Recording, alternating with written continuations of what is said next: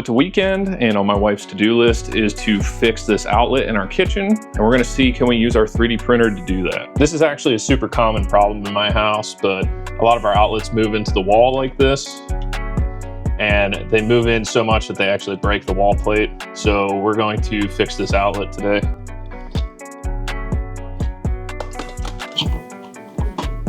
So can you see the problem? My guess is they leave these screws pretty loose, because if you were to pull this outlet totally into the wall, these surfaces wouldn't actually match up with the faceplate that's on the wall. So what we're gonna do is we're gonna print some spacers that we can put in behind these screws to hold this outlet out firm. I love quick and easy jobs like this. So I drew up a quick little spacer here, and I drew them in a few different sizes, just in case I don't get it right on the first try. Ta-da!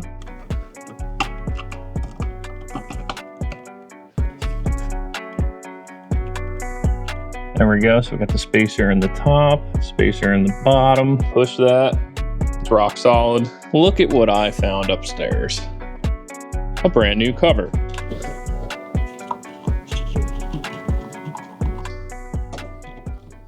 Hey dear, the outlet is fixed. Thank you. Check it off the list.